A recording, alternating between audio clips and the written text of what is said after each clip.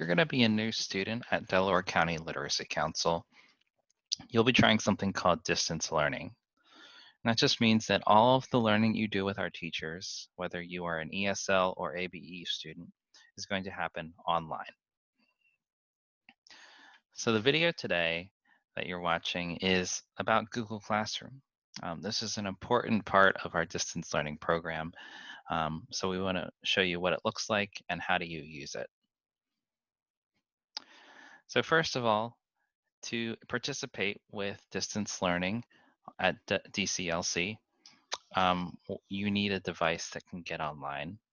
So any of these devices, an iPhone, a phone that's an Android operating system, a tablet, or any kind of computer will be able to get onto Google Classroom.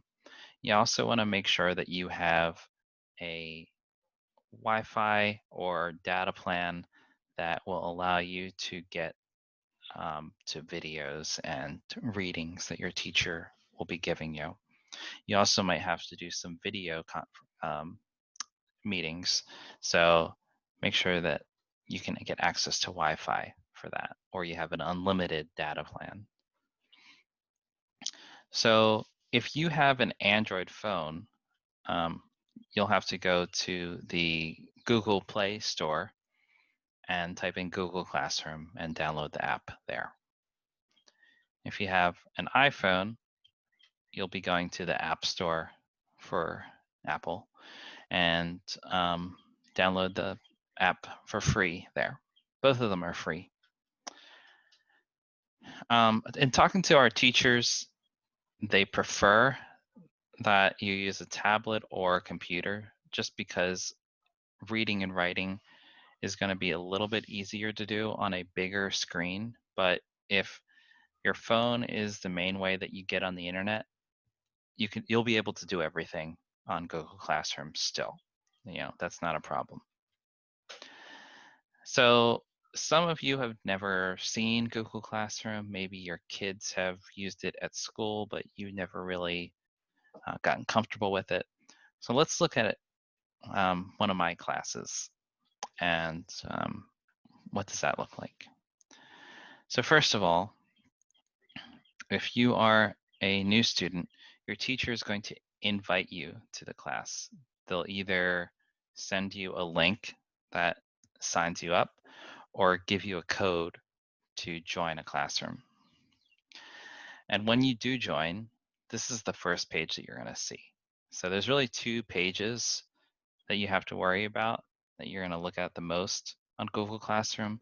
One is the stream and one is the classwork.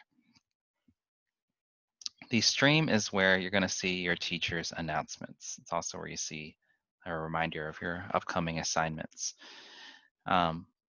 And so like for one of my classes, I have an announcement that I put out on Monday. It tells you, what are we doing this week? What's the plan? It's also where, if I have to change something or cancel, or if we do have a Zoom meeting, I give them the link to join. I put all that information here. And you as a student can ask any questions or comment if you have something to add here. This is a way that you can communicate with your teacher, but it is a public space.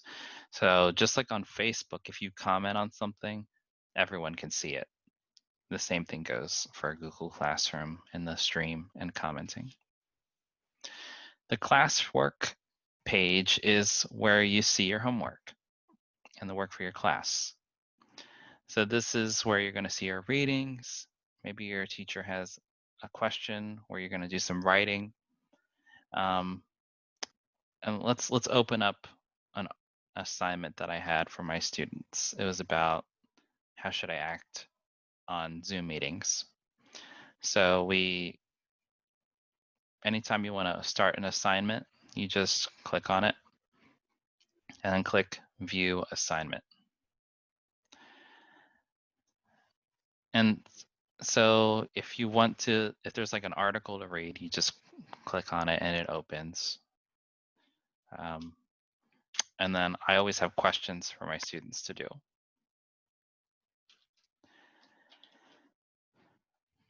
There's a couple ways you can turn in your assignment to your teacher.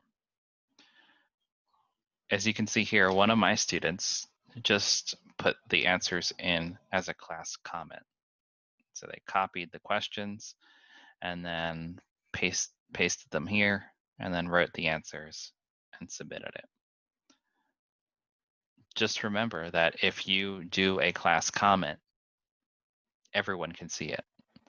And in this case, I had some corrections for my student, and I don't think they mind that everyone sees the corrections that I gave them, but maybe for you, you don't want everyone to see your work, or you don't want everyone to see your corrections that you're getting. So if you want them to be private, if you want your answers to be private, over here, there is private comments. You could just turn in your work there. There's also an option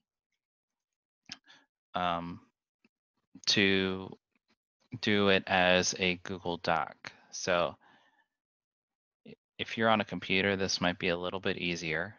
If you're using your phone or your tablet, you're going to have to download other apps to do this. So maybe it's easier to just do private comments. But let me just show you that we create a Google Doc. We open it. And I already copied the questions that I had to answer. And now they're here. So if I want to type in my answers,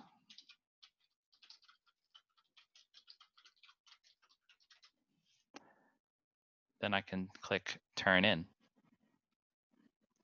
And this goes to my teacher. And so later in the week, as a teacher, I will look at your answers and maybe I'll give you some corrections or some feedback. But when it comes to Google Classroom, that is about everything that you need to know. It's just the stream and the classwork. So I hope that was helpful. We're very happy to have you at Delaware County Literacy Council, and we look forward to working with you to help you achieve your goals.